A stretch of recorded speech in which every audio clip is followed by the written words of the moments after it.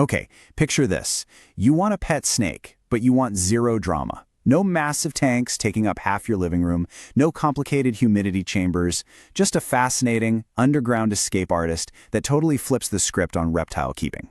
Welcome to our latest explainer. Today we're looking at a creature that is literally going to change everything you thought you knew about exotic pet care. Let's get right into it. So I really want you to ask yourself, what is the absolute perfect beginner snake? Honestly, we hear from so many prospective pet owners who are just dying to enter the reptile hobby, but they hit a massive wall. They look at the huge space requirements or the super intimidating feeding habits of larger, more difficult species, and they just throw their hands up and give up. It can be incredibly frustrating to want a pet so badly, but feel like you just don't have the space or the experience to pull it off. But what if there was an exception to the rule? What if there was a snake that fit right into a standard apartment lifestyle without you having to sacrifice the amazing experience of keeping a reptile? Well, to answer that, I want you to focus on just one single number today: 20. This number is essentially your golden rule for this entire explainer. Here's why. The males of this incredible species rarely exceed 20 inches in length. They thrive perfectly in a simple 20-gallon tank, and despite that tiny, totally manageable footprint, they boast a massive lifespan of 20-plus years. I mean, it is incredibly rare to find a pet that demands so little space but offers such a long-term, rewarding companionship. Okay, let's dive into this. Meet the Kenyan sand boa. Let's start with where these East African natives actually come from. Originating from places like Kenya, Tanzania, and Egypt, their tank requirements actually differ a bit depending on the sex of the snake. If you've got an adult male, a 20-gallon long tank, which is just a 30 by 12-inch footprint, is completely sufficient for its entire life. That's basically the size of a bookshelf. Females do get a bit bigger, so they need a 40-gallon breeder, which is 36 by 18 inches. But here's the absolute critical takeaway for your setup. Kenyan sand boas are terrestrial only. They do not climb, so horizontal floor space matters significantly more than vertical height. Do not waste your money on a tall, fancy tank, just give them plenty of room to roam on the ground. And speaking of that ground space, I really want to emphatically highlight this next point because it is literally vital for their well-being. The experts over at the Krawlo Guide state this incredibly clearly. Burrowing is a core behavioral need, not optional enrichment. So the crucial point here is that giving them deep dirt isn't just about making the tank look cool for your room, it is absolutely non-negotiable for their mental health.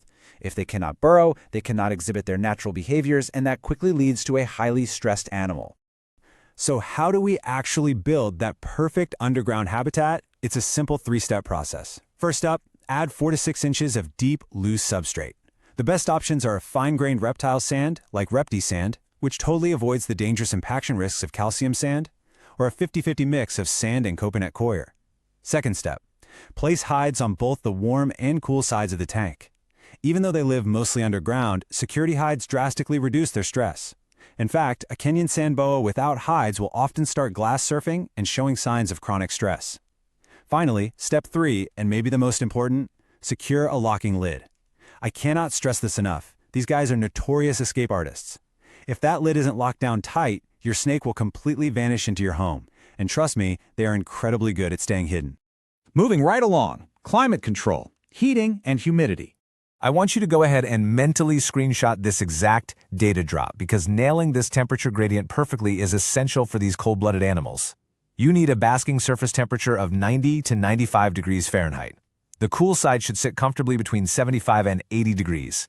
And at night, you can actually let it drop down to 65 to 70 degrees, which honestly is usually just standard room temperature anyway. Giving them this specific range allows them to naturally choose exactly where they want to be to regulate their body heat. Now, to actually achieve those temperatures, the setup is highly specific. An under-tank heater paired with a thermostat is absolutely non-negotiable. Why? Because Kenyan sand boas thermoregulate by burying themselves at different depths in the warm sand. An under-tank heater warms the substrate from below, which perfectly mimics their natural desert environment. But, and this is a big but, if you just plug a heater directly in the wall without a thermostat, the substrate surface can easily exceed 120 degrees Fahrenheit. That will severely burn a buried snake. A reliable digital thermostat is your absolute safety net to keep your pet secure. When it comes to humidity, just remember their origin. These are desert species. You need to keep it super dry. The target is just 30 to 40% humidity. The only exception to this is during a shed cycle where you want to raise it to approximately 50%. And pay close attention here. You do that by lightly misting one single section of the tank. Never ever miss the whole enclosure. Keep it completely isolated so they can choose to use that humid microclimate if they need it to help them shed, without you raising the overall ambient moisture of their home. Now, what's really interesting about this next section is their totally unique ambush-style hunting from beneath the sand. Let's look at diet and feeding rules. Let's map out exactly how this diet progresses chronologically as they grow, because showing you this really highlights how ridiculously simple their feeding schedule truly is. Hatchlings start off eating just one pinky mouse every week. As they grow into juveniles, they graduate to a fuzzy or hopper mouse every 7 to 10 days. And finally, adults only need one appropriately sized adult mouse every 10 to 14 days. That's it. And because they eat a whole prey diet, supplements are rarely needed. An optional calcium lick block is a nice low-effort safeguard, but you should never dust their mice with powder. Okay, we need to lay down the absolute strict rules of feeding. Rule number 1, frozen-thawed rodents only. Never feed them live prey. It's super dangerous for the snake. Rule number 2, always use stainless steel feeding tongs. Which brings us to rule number 3. Never feed by hand. Because these snakes are ambush predators that strike directly upward from beneath the sand, tongs are critical. They keep your fingers safely out of that underground strike zone while allowing for precise prey placement. It protects you and it protects your pet. Just entirely drama-free. So let's bring all these concrete facts together and talk about why this is the ultimate beginner snake. And this brilliantly illustrates why they genuinely reign supreme, even beating out the classic beginner recommendations like ball pythons and corn snakes. Let's recap the perks. Males stay incredibly small, staying well under that 20-inch mark. They have a completely docile temperament that rarely ever results in bites. They thrive in a simple, affordable 20-gallon horizontal setup. And unlike some notorious picky eaters in the reptile world, they are completely drama-free when it comes to eating their frozen-thawed mice. They are the ultimate exception to the myth that snakes are hard to keep. I want to leave you with this final provocative thought. Does 20 inches of space really stand between you and a 20-year companion? If you've been on the fence about keeping a reptile, the Kenyan sand boa removes basically every single barrier to entry. If you are ready to learn more, I highly encourage you to go read the full 14-guide deep dive over at the Krawlo Care Hub, which organizes literally everything from morphs to shedding to common illnesses so you can find exactly what you need. Thank you so much for joining me in this explainer today. Stay curious, keep learning, and I'll catch you on the next one.